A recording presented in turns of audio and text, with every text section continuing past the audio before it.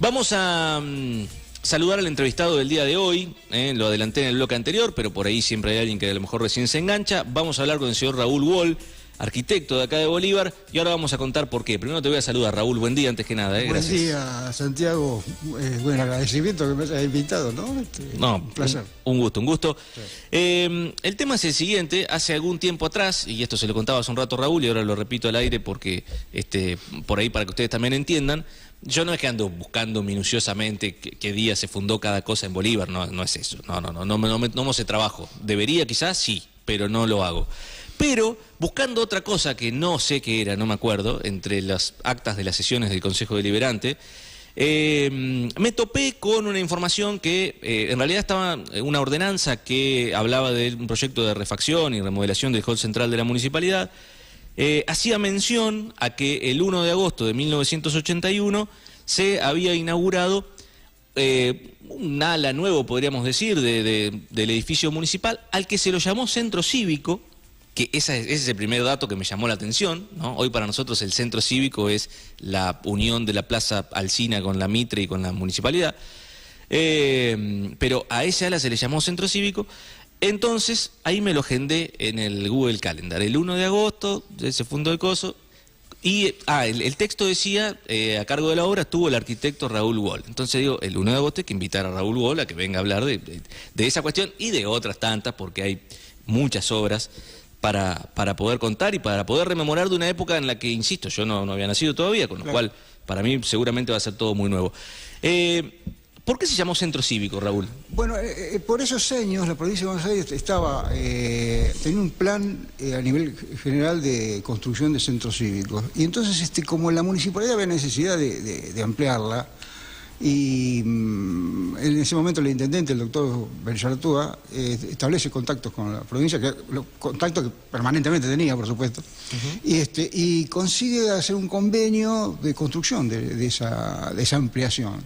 Entonces, por esa razón se le denominó Centro Cívico, porque era el mismo criterio que se utilizaba en otro lugar cuando hacían un edificio nuevo, claro, inclusive fuera de la municipalidad. Como a los barrios le llamaban Fonavi, por ejemplo, claro, no sé. No era necesario que estuviese pegado a la municipalidad. Acá se dio el caso de que se podía hacer porque había la parcela suficiente como para poder demoler y por supuesto hacer el edificio nuevo, ¿no? ¿Qué había ahí antes? Había dos negocios. Uno estaba Bambi, la juguetería Bambi, y otro negocio más que en este momento no me acuerdo, pero que bueno, eso se estableció un convenio con los propietarios y se pudo... Se demolió. Claro, por supuesto, porque la necesidad era hacer una estructura distinta, todo un funcionamiento distinto. ¿Y qué le agregó? ¿Qué dependencias ocuparon toda esa parte nueva? En ese momento fue rentas, fue el registro civil, y algunas dependencias municipales también, porque son muchas oficinas. Sí. Y para ese momento, esos espacios, tanto de planta baja como de primer piso, se adaptaban perfectamente para esas dependencias provinciales. Y después de ahí fue legales, y no sé si fue cultura, se fue ampliando esas dependencias porque la municipalidad estaba quedando chica y eso, claro, que no éramos mucho. No, claro, bueno, vamos a situar un poco, a contextualizar un poco la cuestión. Fue 81 es la última etapa de lo que en el país fue el proceso militar, y acá en realidad había no era intendente sino comisionado, ¿no? ¿Se llamaba o se llamaba intendente? Son las denominaciones que se le suele dar cuando no... Pero en ese momento se hablaba de intendente. De intendente. No. Pero digo, por ejemplo, no había consejo deliberante en esa época. No había consejo deliberante. El gobernador cumplía la función de consejo deliberante. Es decir, todas las ordenanzas, todos tenían que convalidar en la provincia. Mirá. Eso no sabía. Sí. Y por ejemplo, donde hoy funciona el Consejo y lo que es el Salón Rosa y lo que es el Salón Verde, todo eso se utilizaba como parte como salones. Como salones, si en algún momento había que hacer, por ejemplo, alguna convocatoria, de la que hubo varias a los vecinos para tipo asambleas. Sí, para consensuar algún tipo de obra, como por ejemplo un plan de pavimentación muy ambicioso que se planteó a los vecinos, de 120 cuadras, que terminó en 142. Mirá, ¿y eso y qué abarcó? O sea que Bolívar que tenía muy poco asfalto entonces. Sí, le faltaba muchísimo asfalto, por supuesto. Sí. Mirá. Sí, claro. Y porque así tengo entendido que en los 90 también hubo una expansión importante del asfalto. Sí, inclusive recuerdo cuando se completó la planta urbana, no, mal expresado, el casco urbano originario de 16 por 16. Se completó. Creo que el intendente Simón era. Simón, sí. Convocó a todos los intendentes que habían formado parte de distintos planes para, en fin, para llegar hasta ahí. Porque cada uno hizo su parte, ¿no es cierto? Hay que entender que hasta el último plan de pavimentación previos al que estamos hablando, creo que había sido en el año 1966, hasta esa época, después creo que hubo un lapso que no se pavimentó, no te puedo dar demasiado, pero que evidentemente la necesidad era total. Claro. También hay un problema que muchas veces no se termina de interpretar. Vos no podés pavimentar si no tenés ciertas infraestructuras básicas tal cual hechas, ¿no es cierto? Sí. El caso de los desagües pluviales, fundamental. Claro. Sí, si no tenés que romper todo de vuelta. No, es imposible. Y bueno, después las cloacas, que fue un tema que desgraciadamente Bolívar tuvo su obra de cloacas en su momento, su primer plan, estaba la planta depuradora, todo, pero no funcionó nada de lo que estaba instalado. Se pudo recuperar la planta depuradora, pero la obra del tendido urbano... ¿Y por qué no funcionaba? ¿Por cuestiones de nivel? Estaba mal hecho. ¿De nivel? Sí, no daba. Puede ser nivel, mala calidad de los materiales, en fin. No daba no cumplía las condiciones técnicas para poder... ¿Y de qué época data esa primera...? Y esa fue... También, calculo que entre el 66 y el 70, 71, ahí esa parte no te lo puedo. Estaba todo instalado ahí y sin poder usarse, una lástima. Eso por suerte... o sea, estaba todo hecho, pero las casas no se podían, no se podían conectar. Mirá. Claro. El tema es que eso, si vos lo pensás, otra vez hacer otra obra de cloaca, otra vez la gente pagar otra... Bueno, se logró por un convenio que la obra de cloaca se hiciese toda de vuelta, con todos la planta depuradora incluida, sin costo para el frentista. Claro. El único costo que afrontaba el frentista era su conexión domiciliaria, obviamente, ¿no? Sí, claro. Bueno, volvamos un poco al inicio entonces. Ajá. La cuestión es que se decide hacer esa ampliación. Sí. Para arriba la municipalidad de entonces tenía los 2 pisos que tiene ahora, claro, con toda la parte donde hoy están las oficinas del Consejo de los Bloques. Exactamente. ¿Eso estaba ya? Eso estaba, sí. Claro. Todas esas oficinas se mantenían y, dadas las características de altura del edificio originario, en la misma altura se logró hacer planta baja y 2 pisos. Es decir, se ganó un piso más, pero se mantuvo la altura tope, la coronación, para mantener una continuidad, obviamente, visual. Tal cual. ¿No es cierto? Tal cual. Obviamente con una propuesta diferente, ¿no? Porque se trataba de un edificio de otras características arquitectónicas, de materiales, en fin. ¿Hubo inauguración con bombos y platillos como habría hoy de eso? Sí, ¿no? Yo hice el discurso. Mirá. Sí. Porque, como te digo, se inauguró eso que era una obra importante para Bolívar, evidentemente. Hay que ver la escala de los tiempos también, ¿no es cierto? Y las posibilidades que tenía una municipalidad 45 años atrás. Y se inauguraron esas 22 casitas. Todo junto. Porque además... Se hizo un acto en un lugar y luego volvimos al Palacio Municipal a inaugurar la obra de ampliación.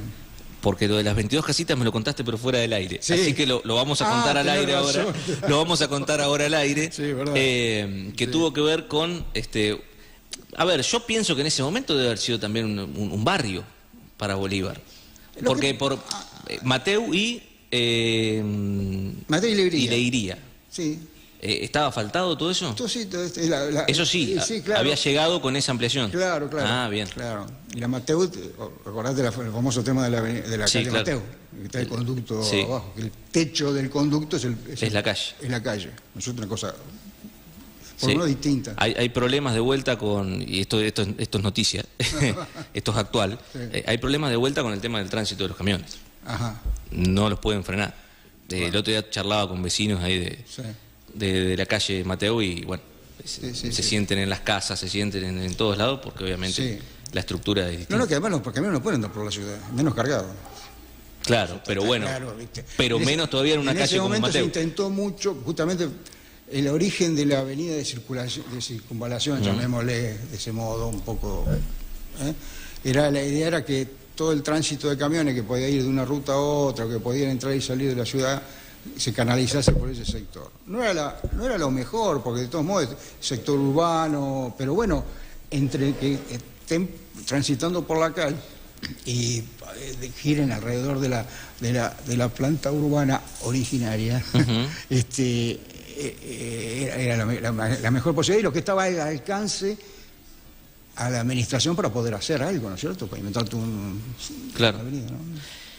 Vos sabés que, bueno, voy a salir con otro tema que nada que ver, pero me parece que se vincula con esto. Ajá. ¿Crees que a Bolívar en algún momento le hace falta conectar la Juan Manuel de Rosas y la Centenario?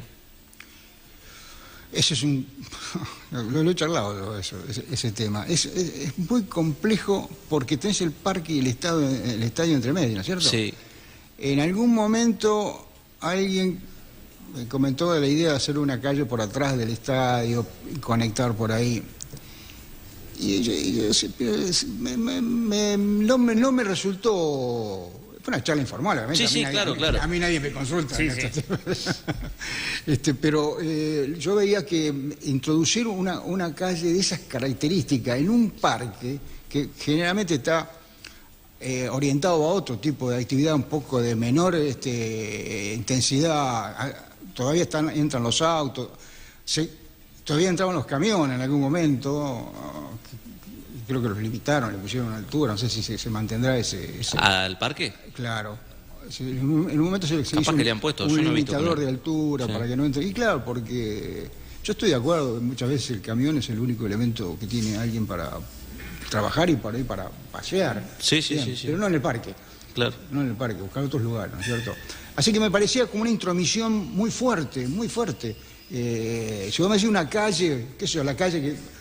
pavimentar la parte que está atrás, buscarle una vueltita un poquito, estoy de acuerdo, pero pasar con una especie de avenida de circunvalación por adentro, en ese punto tan neurálgico del parque, no sé, si no habría que pensar... Es achicar el parque, definitivamente. Más allá de eso, pensar si en una remodelación... Pero está el estadio entre medio, no te da mucha alternativa, además está el clásico... pórtico, ahí nomás, es muy difícil, no. ¿Y alguna vez fue mano y contramano Mateu, por ejemplo, en ese tramo, no? Mateu y Alberti, ¿no? Este otro lado. Cuando era calle de tierra era mano y contramano, claro. Obviamente. Después Claro, no, porque digo... después que pueda haber cambiado de mano, puede ser, yo no recuerdo, pero siempre tuvo mano parada. Porque pienso esto por el hecho de que si uno viene por Centenario, supongamos que viene entrando de aquel lado, no viene por Centenario, en lugar de rodear el estadio por atrás, metiéndose en el parque, a lo mejor si en algún momento fuese mano y contramano Mateu, Alberti y Sargento Cabral esos 100 metros, se puede hacer la misma circunvalación por adelante del pórtico. Es que sí. No da el ancho de la... Pero... No, te estás metiendo... Sí, me fui de tema, obviamente. No, te estás metiendo dentro de la ciudad, a eso me refería. Te estás metiendo en un sector que ya hiperurbanizado todo, porque ahora ya hablar de avenidas y circunvalaciones, en lo que estamos hablando, 3 de febrero, Centenario, 25, ya no es tan así como era antes, porque ahora la ciudad ha crecido, ya la mancha urbana es muy diferente y muy amplia, y ya si tuviésemos que hablar de circunvalación tendríamos que remontarnos a alguna chacra para afuera, ¿no es cierto? Y sí, de hecho tenés 3, 4 barrios importantes por atrás de Centenario y de cosas. Y ni hablar de atrás del Juan Manuel de Rosas. Exactamente. Así que bueno, nos fuimos muchísimo de tema, Raúl, pero este programa es así, van surgiendo las cosas como se van presentando. ¿Me escuchan? Sí. Perfecto. Volvamos al punto original, a ese 1 de agosto de 1981, esa ampliación de la municipalidad. Y te pregunto desde el punto de vista arquitectónico, ¿qué estilo tiene la municipalidad y qué ¿Cuál es? ¿Estilo arquitectónico? Sí, o qué, a ver, qué estilo buscaron respetar a la hora de construir esa ampliación, porque en definitiva uno hoy la ve y probablemente no se da cuenta que eso fue una ampliación. Sí, te agradezco. No, claro, pero es la verdad, o sea, uno hoy la ve y parece que siempre hubiera sido así. No, claro, exactamente, un poco el tema que creo que algo te avancé, la idea de mantener, no con el estilo, por supuesto, porque era imposible mantener un estilo, ampliar la municipalidad como con las mismas molduras, ventanamientos, no te permitía, iba a ser muy evidente que iba a ser una cosa forzada. En cambio, si vos adoptás un estilo propio, ¿no es cierto?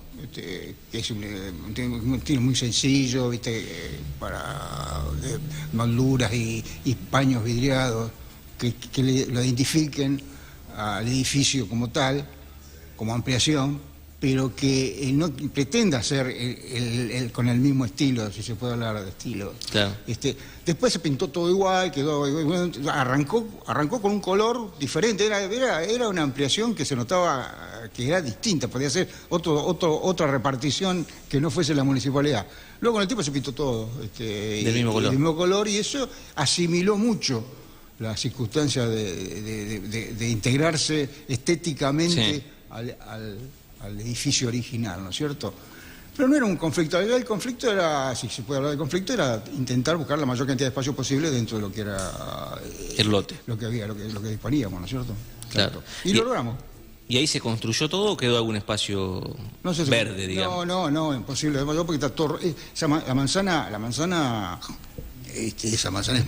es totalmente distinta a todo lo que es por el tipo de edificio que hay construido ahí, ¿no es cierto? Analizar que está toda como podríamos decir, la parte más importante, originaria de los poderes o de los servicios de la ciudad. Y eso tiene un parcelamiento, podemos imaginar, está pegada a la iglesia, no hay espacio casi, yo creo de la comisaría. Sacando la escala, me parece que no hay ninguna otra entidad que no sea gubernamental o parecida, digamos, ¿no? No. Porque si uno se pone a dar toda la vuelta... No, la escala es el único... ¿Es lo único que quedó? Es lo único que quedó. Porque después fue el registro civil, fue al lado... Por eso, hoy tenés la municipalidad, registro civil, la escala, el banco, toda la vuelta del banco, la comisaría, dependencias municipales y la escuela 1. Ya en ese momento era medio... Y la iglesia. Bastante... poca la cantidad de edificios así privados, llamémosle. Claro. Así que, bueno, me perdí. Para que yo también... No, te había preguntado por cuál fue la idea, digamos, de respetar una estructura. Sí, hasta lo que se podía, porque evidentemente teníamos que hacer algo que con una cantidad de comodidades y aprovecharla al máximo, ¿no es cierto? Claro. Y se hizo un planteo de oficinas de distinto tamaño, intercalando patios de aire y luz para poder también iluminar y ventilar, ¿no es cierto? Claro. Si vos entras y vas a recorrer o entras a alguna oficina, vas a ver que todas tienen algún contacto con el exterior, ¿no es cierto? En ese ala nuevo funcionó durante mucho tiempo la casa del intendente, o durante algún tiempo. Sí.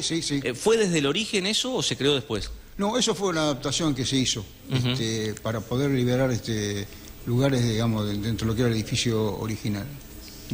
Pero digamos, cuando se construyó el edificio no estaba contemplado eso. No, porque el edificio, el proyecto era un proyecto único, con repetición de plantas, ¿no es cierto? Con un núcleo sanitario, un núcleo de circulación vertical, que era la escalera, después se agregó el ascensor.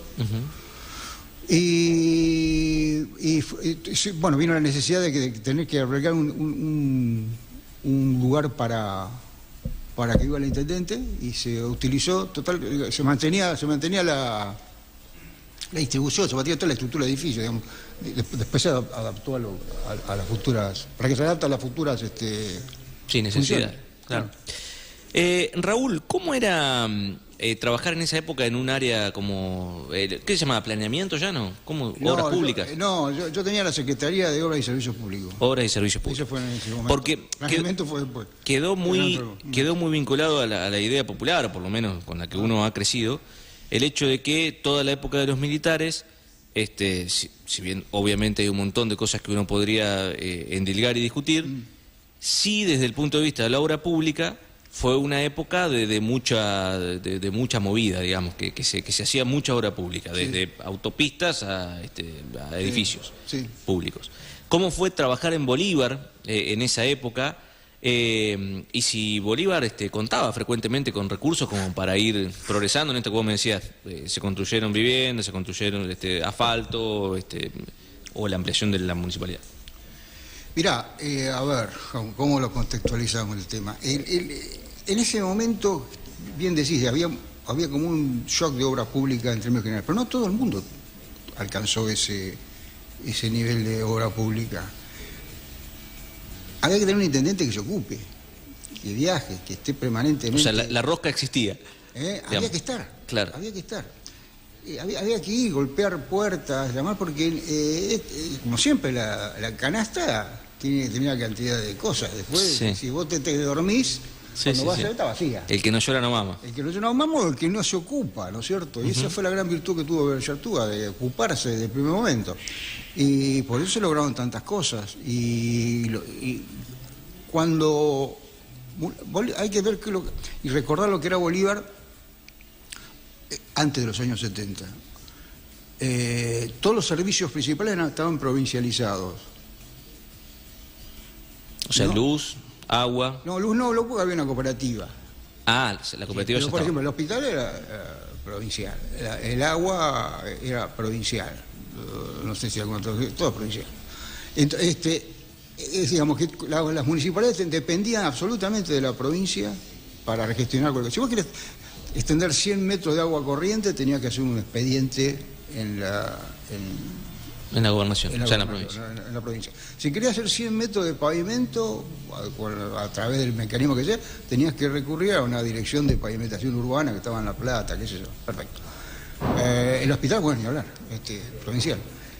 Entonces, ¿qué ocurre? Ocurre un hecho histórico para lo que ha tenido trascendencia inclusive hasta el día de hoy, que es que se empezaron a transferir responsabilidades de arriba hacia abajo de mayor, digamos, la nación le empezó a transferir responsabilidades a la provincia. Por ejemplo, vayamos a la educación, el Colegio Nacional, el Colegio Técnico Nacional, el hogar agrícola, allá la escuela agraria. La escuela agraria era nacional, se los transfieren a la provincia.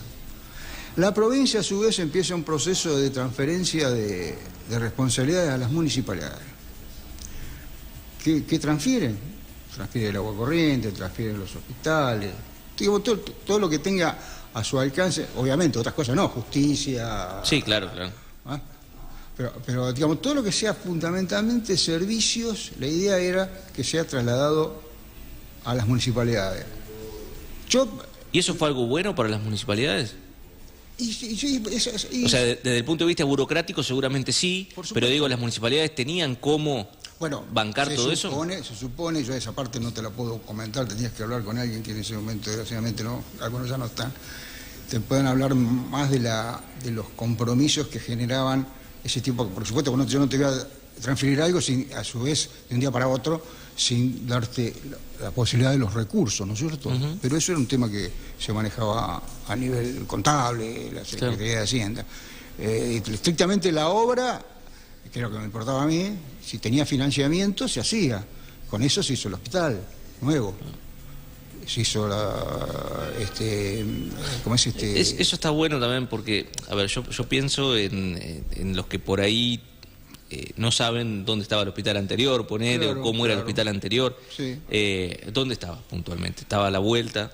El hospital anterior está donde está la terminal de ómnibus. Claro. ¿No es cierto? Esa terminal de ómnibus que se hizo ya sobre las postrimerías, ya con la época de la intendencia de Verara. Y la terminal estaba en Edison y... Sí, la terminal chica esa que estaba donde hay una... Y ahora está la Casa Hogar. La Casa Hogar, sí. frente a la cooperativa agropecuaria. Bueno, eso se hizo por administración. Se hizo un concurso, participaron muchos arquitectos de acá, de la zona.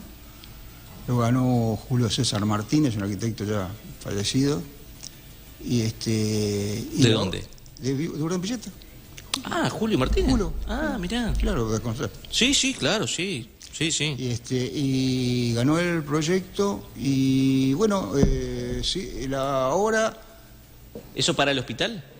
No, para la terminal. Para la terminal. No, Ajá. no, el hospital lo hizo un estudio de La Plata. Y trabajó ahí el ingeniero García también, la parte de inspección de obra. Porque hay un tema. En ese momento la capacidad técnica de la municipalidad estaba limitada a 1 o 2 personas. Chao. Después, claro. Y frente a esa envergadura de obra había que, de algún modo, establecer una tercerización. Una tercerización que se hacía con los profesionales de Bolívar. Trabajan todos.